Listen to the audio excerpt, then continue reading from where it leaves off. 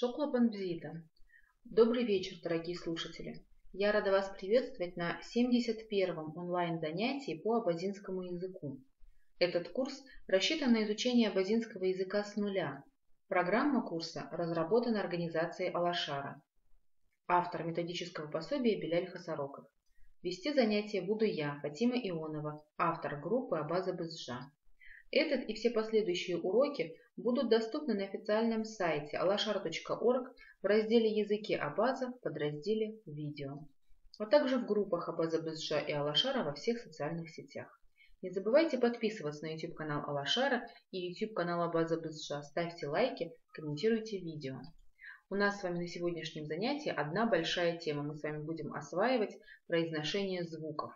Значит, тема настолько большая, она растянется у нас с вами на два занятия, на сегодняшнее и завтрашнее.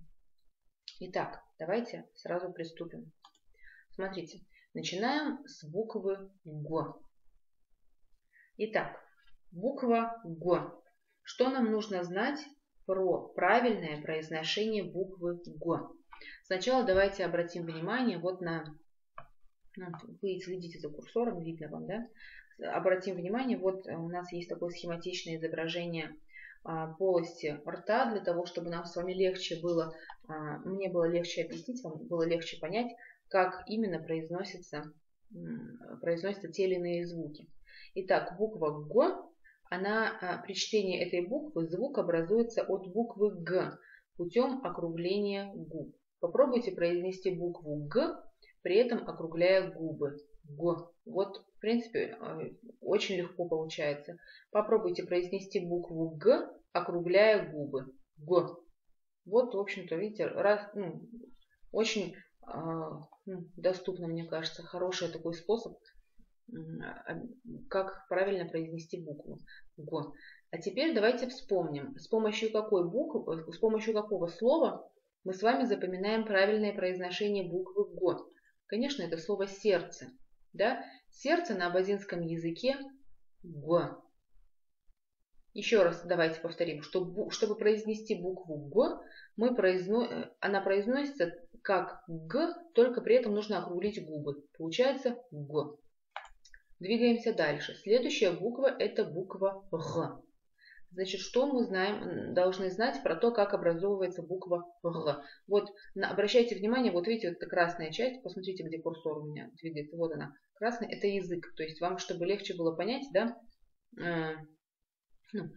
что тут на картинке изображено, вот язык, сюда наше внимание. Значит, смотрите, буква Г образуется за счет воздушной струи, которая проходит через щель между задней частью спинки языка, то есть здесь, да, где-то, вот задняя часть спинки языка, и мягким небом, вот здесь, вот она, Г. При произношении происходит небольшая вибрация голосовых связок. Значит, смотрите, что мы, еще раз давайте попробуем разобраться, что и как. Чтобы произнести букву Г, мы образуем этот звук за счет воздушной струи, которая проходит между задней частью спинки языка. Вот оно. Видите, где курсор у меня? Где он? Вот он. Вот задняя часть языка и мягкое небо. Проходит, значит, здесь этот воздух, и при этом создаем такую вибрацию. Получается у нас звук Г. Давайте теперь вспомним, что звук Г мы с вами запоминаем с помощью слова поезд. Да? Поезд на абазинском языке Гба. Г, Гба. Еще раз давайте напомним себе, еще раз закрепим пройденный материал. Значит, букву Г мы произносим за счет воздушной струи, которая проходит между задней частью спинки языка и мягким небом. Вибрирующий звук такой. Двигаемся дальше. Теперь звук Г. Смотрите, мы с вами научились произносить звук Г, да? Вот этот, когда у нас вот здесь вот тут щель между задней частью языка и мягким небом, вибрирующий звук, вот этот Г, от него мы образуем звук Г. Как мы образуем? За счет округления губ. Понятно же, да? Значит, мы произносим звук «г», который мы только что научились произносить, но при этом мы с вами округляем губы. Вот видите, вот они губы вытянутые, мы их округляем. Итак, звук «г», давайте напомним себе, что мы с вами его запоминаем с помощью слова «деревянный забор». Гуара. Гуара. Или можно сказать еще просто «го», да, доска. Тоже хорошее слово для того, чтобы запомнить этот звук. Итак, звук «г» мы с вами образуем от звука «г» путем округления губ. Следующая буква это буква «г». Сразу напомним себе, что мы ее запоминаем с помощью слова погремушка. Гяр-гяр. Значит, смотрите, с буквой «г» все очень просто. Видите, как она пишется? Она пишется как буква «г», да? Та, которая образовывалась за счет, мы сейчас с вами говорили, что за счет воздушной струи, которая проходит между задней стенкой языка и мягким небом, вибрирующий звук. Вот он как раз прям написано. Г твердый знак, вот он, Г, да? Дальше идет мягкий знак, который нам сообщает о том, что надо этот звук Г смягчить. Да? То есть мы его смягчаем, и получается как раз таки Г. При произношении у нас губы растягиваются. Г. Чтобы легче было запомнить, мы используем подсказку погремушка. Гяр-гяр. Гяр-гяр. Следующая буква это буква Г. Конечно, буква Г здесь все легко и просто. Это точно так же, как в русском алфавите. Г, мягкий знак, читается как Г. Но на всякий случай напомним себе, что мы запоминаем этот звук с помощью слова чебрец. Г, ген. Г, ген. Буква Г. Посмотрите. Чтобы произнести правильно букву Г, при произношении мы сужаем голосовые связки. И выдыхаемый воздух мы пропускаем с большим трением и грубее. То есть не Г, то есть просто мы произносим, и нет никакого трения, выпускается воздух без какого-либо трения. Да? Давайте попробуем произнести Г, Г, Г. Еще раз давайте попробуем запомнить, что когда мы произносим букву Г, мы сужаем голосовые связки. Г. И при этом мы выдыхаем воздух с большим трением, пропускаем воздух с большим трением и грубее. Г. Напомним себе, что букву Г мы с вами запоминаем с помощью слова весна. Весна на абазинском языке агапн. Г, агапн. Следующая буква это буква В.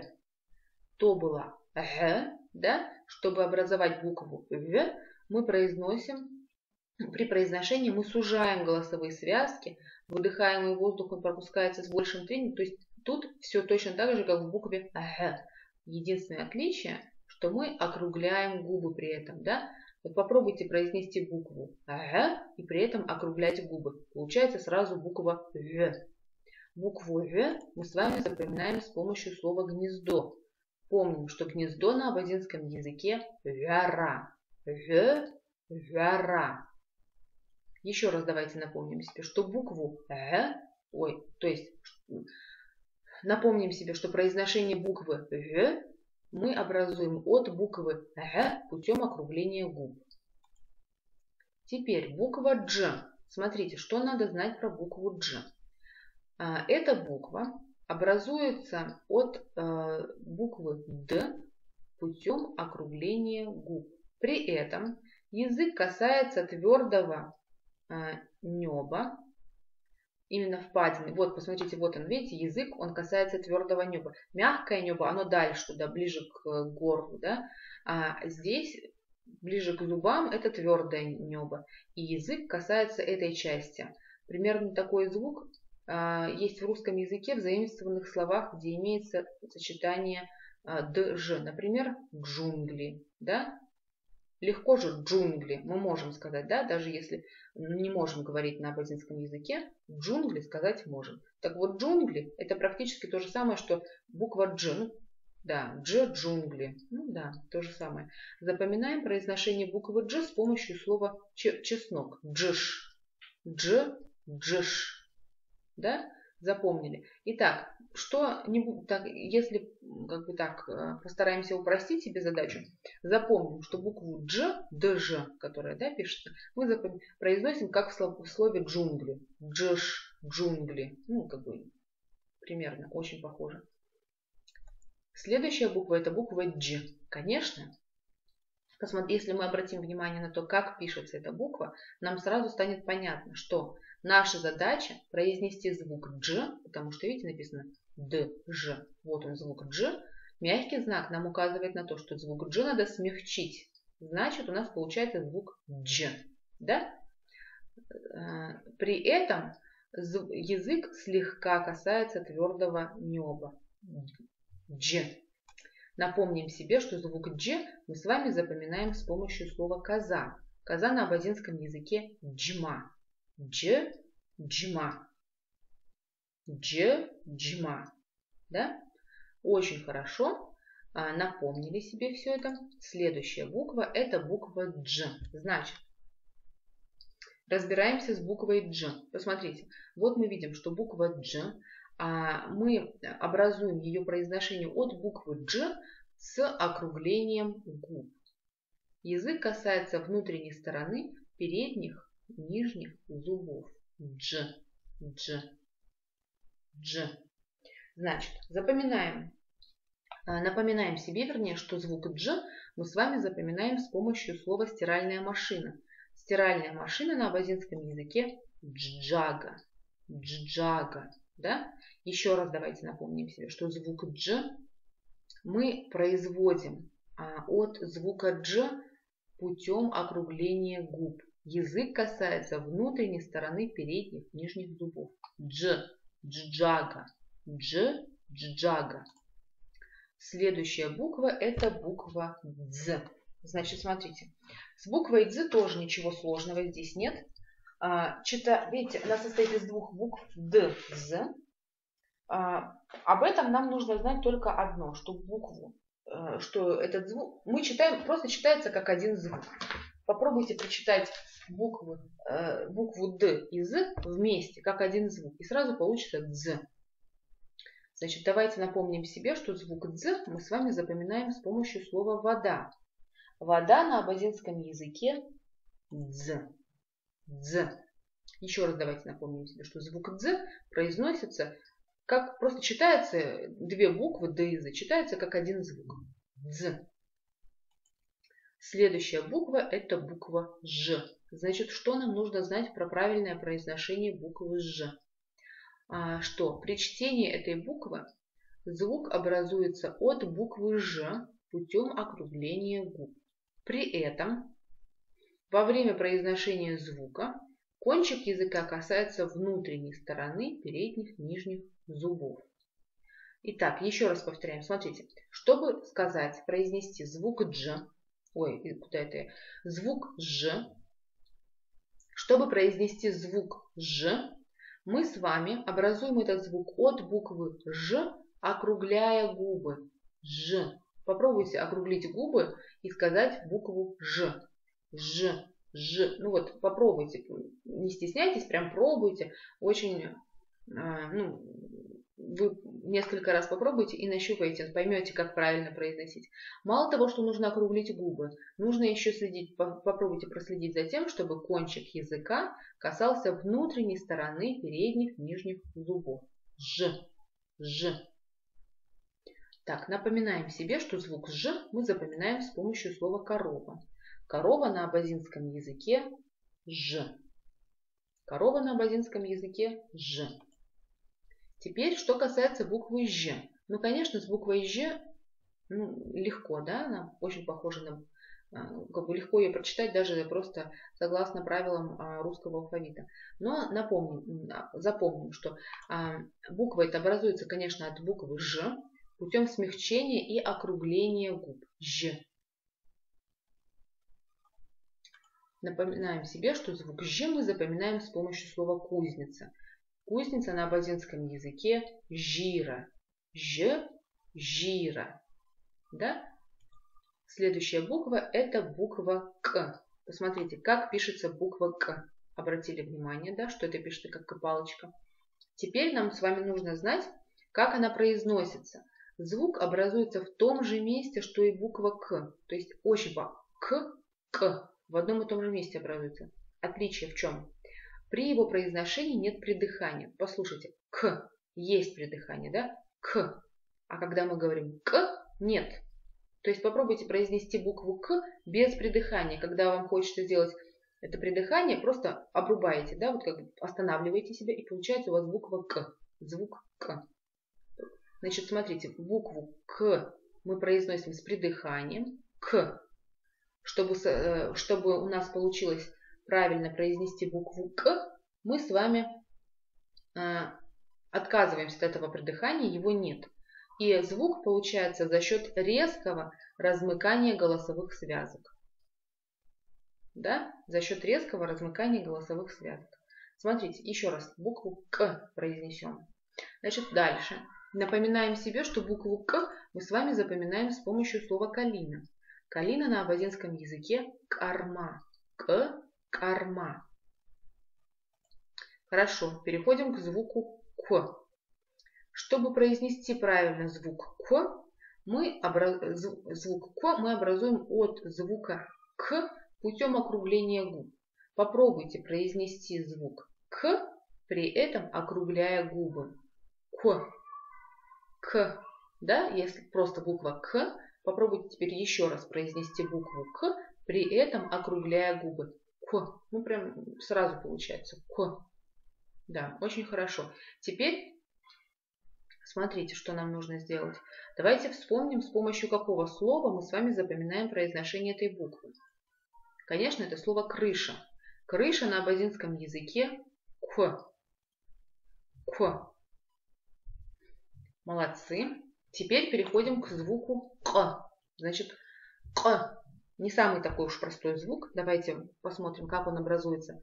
Звук К – это гортанный звук. Образуется без придыхания за счет резкого размыкания голосовых связок воздухом. Давайте попробуем произнести К.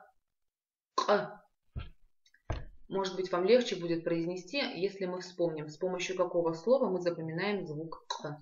С помощью слова гусь, к примеру, да? Каз. У нас еще на занятиях приводились примеры. Например, каб. Помните? Тыква. Каб.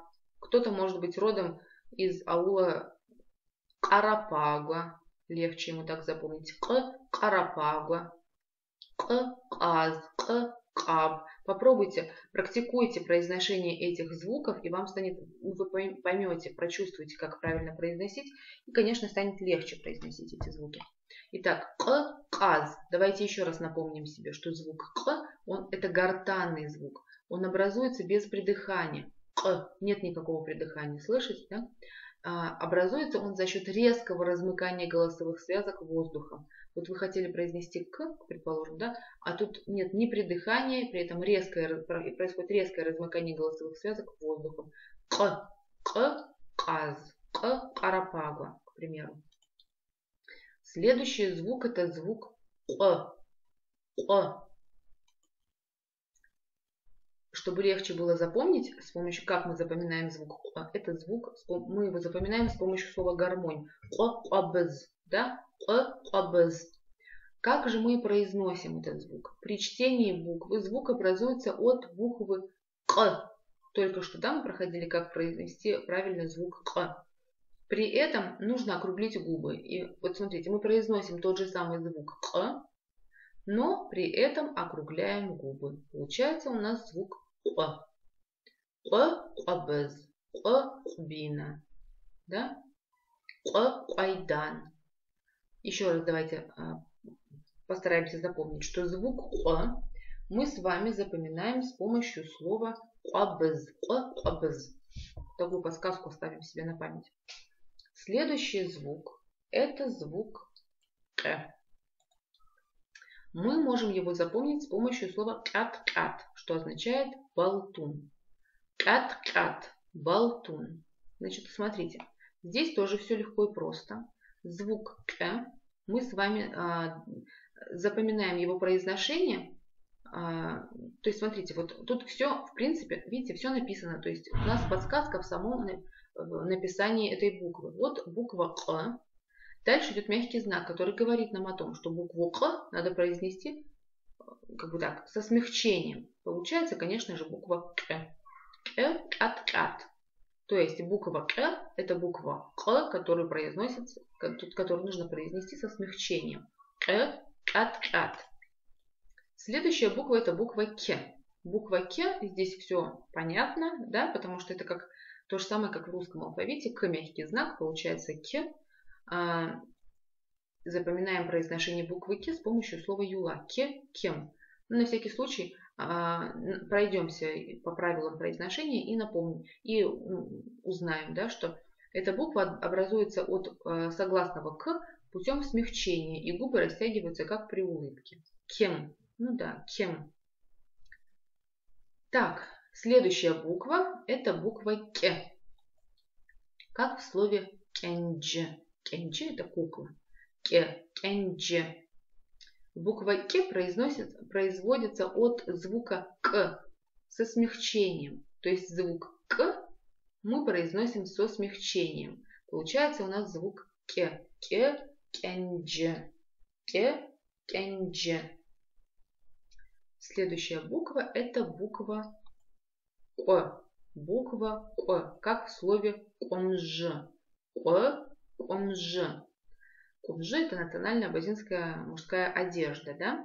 Смотрите, букву «к», чтобы ее правильно произнести, нам нужно, мы произносим, то есть образуем этот звук от буквы «к» путем округления губ. Смотрите, попробуйте произнести букву «к» и при этом округляя губы. Получается у нас сразу буква «к». «К-комжи». «К-комжи». Так, молодцы. Очень хорошо потрудились, постарались запомнить, сколько смогли.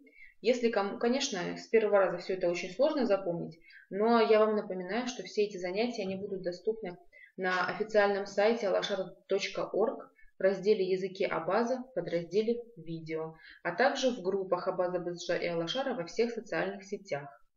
Кроме этого, есть YouTube-канал Алашара и есть YouTube-канал Абаза Бызжа. Там тоже будут доступны и это занятие, и все предыдущие. В общей сложности там уже, включая это, будет 71 занятие. Поэтому обращайтесь, пишите, смотрите.